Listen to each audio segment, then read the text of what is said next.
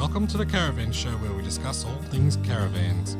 That's right, everything you need to know about caravans, from weight, towing, maintenance, appliances, renovations, buying a caravan, repairs, destinations and reviews.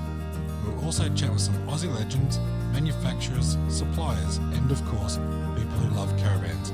Take it away, Roy. G'day everyone, it's Roy here from the Caravan Show and Podcast. We have the Mayor of Wellington Shire Council on the other end of the phone this morning, Alan Hall. Welcome onto the show. Good morning, Roy. Nice to be with you. Alan, I believe you're the second term Mayor? That's right, yes. I'm in my second term and a first term councillor, so I elected in 2016 and have been Mayor since 2018. So they must be happy with you down at the Wellington Shire. You can fool some of the people some of the time, Roy. So where exactly, for our listeners, is the Wellington Shire? You could perhaps insert the word Central Gippsland, so that gives a better a description of where we are. So we operate in the middle of the Gippsland region before you get to East Gippsland, and I'm sure everyone knows where East Gippsland is on the back of some, the recent events over the Christmas period down there. So we're directly beside East Gippsland, and we run from the high country, from places like Dargo and Nicola to the north, right down to the southwest, to the wonderful idyllic little town of Port Albert, and all the way along the coastline, along the 90-mile beach, ending at Loch Sport on the Gippsland Lakes, on the southern side of Lakes Victoria, and basically everywhere in between, from Rosedale one side, Stratford at the other. So it's a reasonably large chunk of Victoria. With a population of around 45,000 or thereabouts. 45,000 people. So that's a lot of people to be responsible for, Alan. Yeah, compared to in the city municipalities, it's not. We're a large landmass without a huge population in that respect, but it's a significant responsibility, and one which we take very seriously. And of course, that location is only about 3 hours roughly out of Melbourne. 3 hours from Melbourne, couple of hours and a bit from the eastern extremities of Melbourne, so we're not that far away. You yourself are an ex-Melbourne boy, and you saw the light and you moved to the Gippsland region about 30 years ago? Yeah, we bought a house down here 30 years ago, so we were regular weekenders, which was and we couldn't wait to get here as many weekends as we could, and never got tired of it. And then 2006 we bought a business. We bought the business of the Marina Hotel in Loch Sport on the very edge of Lake Victoria. Absolutely idyllic. So, of course, one of the interesting things about your shire is the diversity, because you've got from the high country right the way down to the ocean, haven't you? We have indeed. And, look, there's something literally for everyone, no matter what your interest is. You can do as much as you want in Wellington Shire or as little as you want. And I've been quoted as saying on a number of occasions, there's no better place on earth to do nothing, if that's what you'd like to do. So to recharge your batteries and relax, this is just a great part of the world. Can you give us an idea of how many caravan parks there are in your region? We've got somewhere in the order of, I think it's about 17 paid van parks. So that's, and they vary from obviously the major centres to all, the smaller towns, but all the way through, and and then of course we've got all those additional free campsites as well. So some well utilised free RV parks for which council operates. We've got about 5 of those, but there's about 41 free campsites as well, with us managing them, along with Parks and Dwelp, and they're everywhere from the high country, as we said, right down to the beach and lakeside locations as well. So there is so much on offer in this space for people who want to get out and enjoy, the best of what Central Gippsland and really Gippsland generally has to offer. Yes, it's certainly a beautiful region of the world. And one of the things we've been harping on in recent times is that people don't need to travel that far to be able to go and use their caravans. I mean, there is a huge number of caravans out there, and there's a lot that aren't currently being used, and we expect when we come out of this COVID-19 that they're all going to jump in the caravans and go caravanning. But in reality, they can start doing it now. They don't have to wait. And if they live in Victoria, they've got a magnificent area in the Wellington show that they can go down there to central Gippsland and do a variety of things, from all the things you can do in the mountains to all the things you can do in the wet areas like the ocean. And you've got lakes there as well, don't you? We have indeed. We've got the Gippsland Lakes. We have Lake Wellington and Lake Victoria, two of the three of the Gippsland Lakes. The last one is Lake King, which is down further into East Gippsland. But this is the biggest lake system in the southern hemisphere, and that's right on our doorstep. I think one of the things which is going to be interesting emerging out of the back of the COVID-19 crisis is people are going to look to, as you say, holiday more locally, get out and about. And it's time to, one of our advantages will be, if you like, the disadvantage, that we weren't as well known perhaps as some of the other iconic places in Victoria. So this is the time for a new adventure, to go to places. If you've been here, come back. But if you haven't, it's time to discover. I say the best of Victoria is in the rest of Victoria, and with that I mean Gippsland. Yeah, good for you. And Alan, I don't have any doubts of that at all. So we've got plenty of activities. We've got all the activities you can have in the high country, and I've explored the high country myself. I've had some great experiences there, including even in the snow times, which was fun. But with such a vast variety of things to do, tourism must play a reasonably large part of the revenue streams that's for your area. Look, it does. It contributes a significant amount. I'm not sure I can quote the percentage without looking at a report.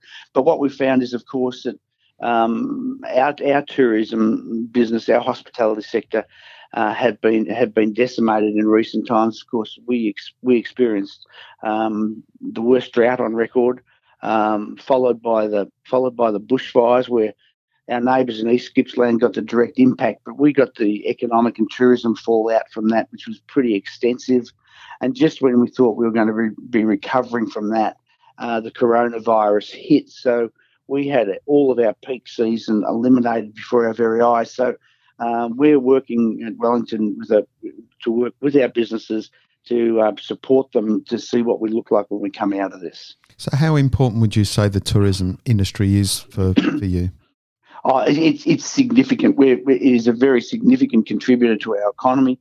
But having said that, we're diverse as well, strong in agriculture. We're the home to the RAAF Air Training School. We've got a whole raft of other things, but quite simply, a vibrant tourism industry underpins the vitality of your town. So it's not just important to have tourists here, but it underpins providing that vibrancy and vitality and excitement that communities have, because they've got extra people coming through. And so you get the services to facilitate that. And that's really important for the well-being of all of our community. So for our listeners, you've got plenty of facilities there and a huge area. Tell us about some of the things they can do in your region. Well, of course, you've got all of the high country activities from getting out in the bush in your four-wheel drive or on your motorbike, or walking or doing all those things, fishing in every shape and form that you can imagine. So, from flicking a fly in a bubbling stream in the high country to trolling along in the lake system, or catching yourself an amazing fighting salmon off the surf. It's all available. So for the fishermen, there's lots and lots to do. We've got a vibrant art scene as well, obviously affected by COVID-19, but the Gippsland Art Gallery at the Port of Sale is just an amazing feature. I should say the words award-winning Port of Sale. We're very proud of that, and that's provides a new vista looking straight out over the port itself, where the canal then connects to the Thompson River. And again, and the Heritage Swing Bridge, the only operating swing bridge, I think, in Australia now. So there's heritage aspects, there's the arts and culture, there's great dining all over the place, including Sale. There's some great eateries in Sale, but there's iconic pubs like at Tanamba, and food festivals and places, again, like Tanamba and Hayfield. wineries dotted throughout the region, both in our municipality and in others. So there's no shortage of things to do. And if you catch a performance at the Wedge Performing Arts Centre, you probably never want to go back and see a show in Melbourne again. It is just vibrant and exciting, fabulous. The botanical gardens in Sale are beautiful beyond compare. Almost there's the wetlands, and again, world recognised wetlands, and the 90-mile beach, for example, is just iconic. I often say to people, if you want to be on your own, walk 100 metres. If you want to spend the rest of the day on your own, walk 300, and you could have a day on the beach without anyone kicking sand in your face. It is just beautiful. Yeah, and yet people still travel overseas to see far less than they've got on their doorstep, which it never ceases to amaze me. But anyway, we're hoping that this will change and people understand that it is here, and actually we need it. True Australians need to be supporting our regional country towns and areas quite heavily, and it doesn't actually come at an expense of missing out, because it's all there to see and all there to do anyway. We need to reunite with the land, don't we? We do indeed. And look, and there's a rich Indigenous history that flows through this region, and onto East Gippsland with interpretive centres and things in places like Bairnsdale, which is outside our zone, but very strong and rich and engaging Indigenous history. And I'm expecting that we're going to see more in this space as well in coming times. So as we continue to re-engage and to, in fact, we will see, I think, that become a highlight in the not too distant future, so that people can engage with the true history of this country. Yes, a lot of people like to, again, travel overseas for history, and again, we've repeated on this show many times, we've actually got a very rich history. And actually, if we involve our Indigenous people, we've actually got one of the longest histories. It may not be castles, but there's still plenty there to look at, listen at, and learn about. So we can do that all internally without having to go away. Now, and we've got a couple of initiatives on the books, if you like, under development to realise in that space to engage more actively and to be able to tell our totally and inclusive history in this region. So we're looking forward to working more in that space. So we've got lots to see, lots to do. There's a need for people to come into your area. We need to support, and we want people to come in there and support. We provide plenty of accommodation opportunities, both in free camping and in caravan parks. Yes. And your region would also provide lots of things such as repair shops for cars and caravans. I think we've got a couple of repairers. Caravan specific repairers in Sale and Stratford, and all the usual. No shortage of motor repairers throughout the municipality, and given our strong engineering background, that would be a strength, because on the back of our this region being so engaged in the oil and gas industry, it means that we've got highly skilled people in this industry, and I think that equips us well for the future as we see new emerging economic opportunities as well.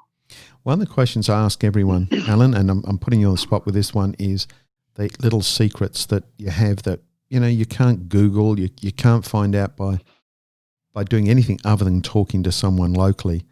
Can you come up with a couple of little secret things that people can do that's not generally well known? Yeah, look, I'll actually share one with you, which given I've just got rid of my my old RAAF4, which means that I don't get out into the coastal tracks as often anymore.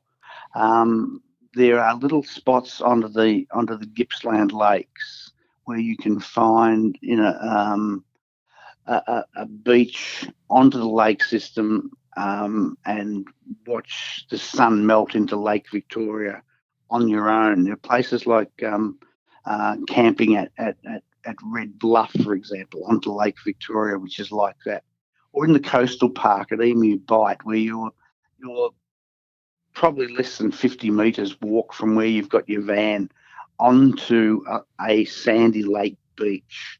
So that means safe for the kids, whilst the lake system is salt now, it's still fresh and invigorating. I have kangaroos in my backyard on a regular basis down here. It's a Japanese thing about the kangaroos hopping down the main street. Well, in my little town, that's exactly what we have. In fact, you need to be incredibly careful. But I can have a chat with an owl on my clothesline some nights because you're just happy to sit there. So you just can be one with the place, and they're amazing walks and views that sometimes you just don't know that they're here. And one of the others, of course, is the Tarra Bulga National Park.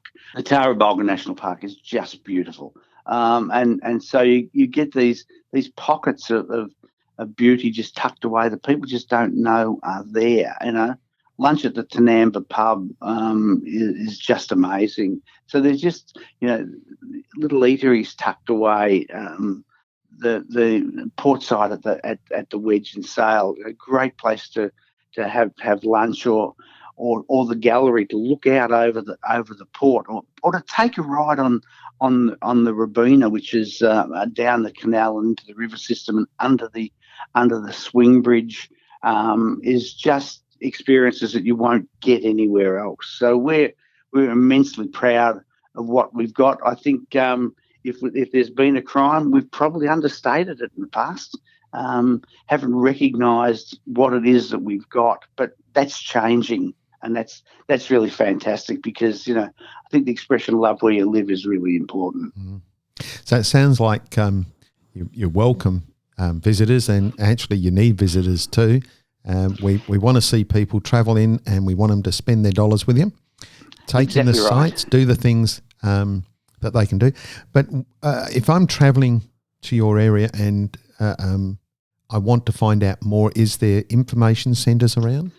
Can I recommend we have information centres in most of the smaller towns, but the flagship information centre is now located at the Port of Sale, and the Port of Sale, in fact, has great parking for caravans at the Port of Sale, and that's well signposted, and so that's a great place to stop in to get information. But through Yarram, Hayfield, Rosedale, Stratford, all of these places have information centres, but the one at Sale is absolutely stunning, and it's a great place you can get a coffee there, visit the gallery, visit the library and the information centre, and take 5 minutes to recharge your battery, look out over the spectacular Port of Sale, and then figure out where your next stop's going to be. So highly recommended. One of the other questions that I probably need to ask you, Alan, you've got 17 caravan parks. Do you know if any of those are pet friendly? Look, I think the answer would be the majority, but I would suggest that people just get onto their sites and check with the owners directly. I know that, and I have a involvement with a number of them through the Central Gippsland Tourism Group, and I know the operator well here at Lock Sport.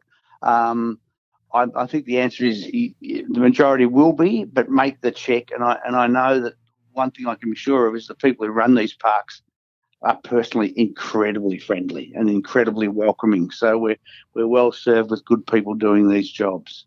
Well, folks, you've heard it all from Mayor Alan Hall from the Wellington Shire. He's saying, come down, we're a friendly bunch, we've got lots to show, lots to do. You don't have to stay here for an hour or 2 or 5 or 10. You can stay here more than one day. You can stay here for a week. You can, in fact, probably find there's enough to do there to stay at least a month. And all 3 hours out of Melbourne City. Well, if that's not a wonderful invitation, I don't know what is. So, Alan, thank you very much for your time on the show today, and hopefully we'll be able to talk again in the future. Terrific, Roy. I really enjoyed it. Cheers, Alan. Cheers. Thank you.